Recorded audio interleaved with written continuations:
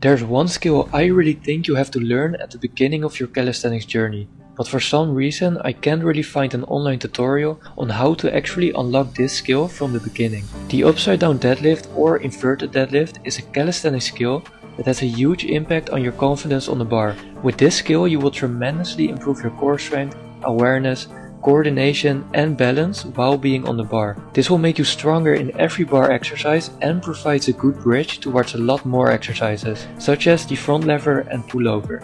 This exercise changed my calisthenics progress a lot, and that is why I want to show you an in-depth video about how to unlock this skill, why it is so important and the reason I struggled with learning this, and how I overcame this by a little bit of improvisation. Let me know in the comments how far you are in your inverted deadlift process. Let's first talk about why this exercise changed so much for me and why I think this is the exercise you need to have in your arsenal. When I started with calisthenics, I came across a lot of cool looking skills like the front lever, muscle up and the pullover. And when I was looking for a way to learn these skills, I came across the inverted deadlift a lot of times. So I decided to try it out. It was a very challenging skill to learn at the beginning, but once I learned it and even during the process of learning it, I noticed tremendous improvements. The inverted deadlift teaches you to use your entire body as a unit while hanging upside down on a bar, and this allows you to make big improvements on your coordination, awareness and your balance on the bar. The fact that you have to generate lots of power using a lot of muscles at the same time, you will develop great mind-muscle connection. The inverted deadlift also has a great emphasis on the forearms, abs, the shoulders, the upper back, the lower back and the glutes. And this is why the inverted deadlift is a must-have in mastering the bar. And I noticed after having learned this skill, it gave me a huge boost to all of my exercises like the pull-ups. But it's also the reason I was able to unlock other skills a lot quicker. After this exercise I noticed a lot of progress with my muscle ups and I was able to unlock the pullover quickly after. Furthermore, from this point I was ready to start my front lever journey and I improved a lot on other pull-up variations. And everything just got a lot easier because I could hang on the bar a lot longer than before. However, at the beginning the only bar exercise I really did was pull-ups, and when I was able to do around 8 or 10 pull-ups, I started to look for a new challenge. But I noticed that the bridge towards being able to do 10 pull-ups and being able to do an inverted deadlift was way too big. The reason for this is that you have to develop strength, but also the ability to use your muscles at the same time in a very specific way, while also hanging on the bar. And these are just a lot of things that are new at the same time, and that is why it was way too hard for me to bridge the gap. So I started to keep working on my pull-ups and I worked on my core strength using leg raises and L-sits. This is what I still recommend doing,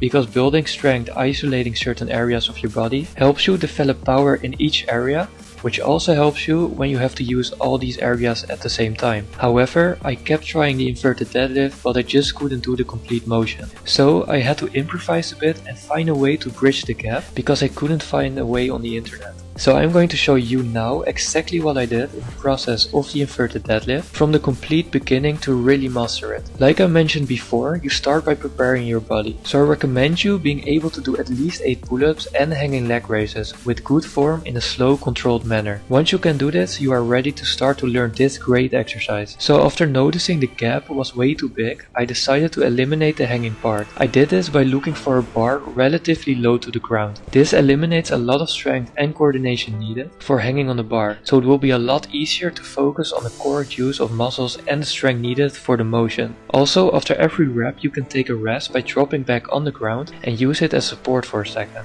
It might be hard to see, but here I am resting my upper back on a black bar on the ground, and this reduces a lot of strength that is necessary. It might be hard to find a bar which is the correct size, but if you're creative and you look around, you will find a way. I have learned this exercise on a slide, for example, as you can see here. So the lower the bar is, the easier this exercise will be. And the goal is to find a height where you can get used to the exercise and how you should use your muscles. Keep in mind that you have to keep your arms straight the entire time in order to do this exercise correctly. Getting used to keeping your arms straight during exercises is a good habit to learn, especially for calisthenics, where a lot of skills ask for straight arm strength, like the front lever. Furthermore, this exercise consists of two main parts. The first one being pulling yourself back with your shoulders while keeping your arms straight. The other part you have to do at the same time, and this is contracting your glutes and using your abs and lower back to push your legs up. At the beginning it could be very hard to understand how to do this, and that is why using a lower bar can help you overcome this struggle.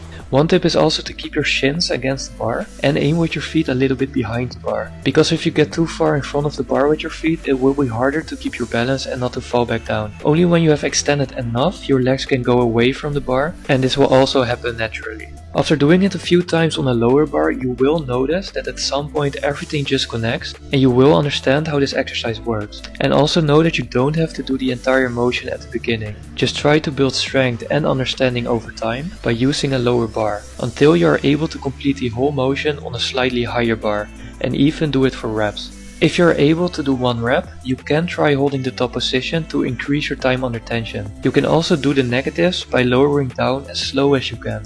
Doing both of these variations might help you building the strength to do more reps. Once you get to this point and you are able to do a few reps with good form, you are ready to try taking this exercise to the higher bars. I haven't tried this, but I feel that doing this exercise on rings is a lot easier, because there's less core strength required. This is because you can rotate with your knees bent, and at the top part you only have to stretch your legs out. This isn't exactly how the inverted deadlift should be on the bar, but you can use this exercise to maybe work on your negatives and overall understanding of this exercise. So now you can try doing everything you have learned on the higher bars while hanging the entire time. And the same approach also applies here, which means that you don't have to be able to do the entire motion yet, but try to push your feet as high as you possibly can and increase this over time, while also keep practicing the ground assisted inverted deadlift. Over time you will be able to push your feet all the way up and completely straighten your body in the top position. And once you can do this, again, work on your inverted deadlift holds and negatives. Doing everything in combination with the exercises on the ground, I noticed that I was able to increase my reps really fast until I could do it comfortably for 10 plus reps. And from this point I started to challenge myself even more by taking it to the next level. So I started to learn the inverted deadlift pull-ups. So this is how I learned the inverted deadlift and how I bridge the gap. I hope these tips will help you as well, unlocking this great exercise that will change your calisthenics journey. If you have any questions about this exercise or there's something else you need help with, let me know in the comments. And if you like this video and found it helpful, like and subscribe to support this channel. Good luck, and I'll see you in the next video.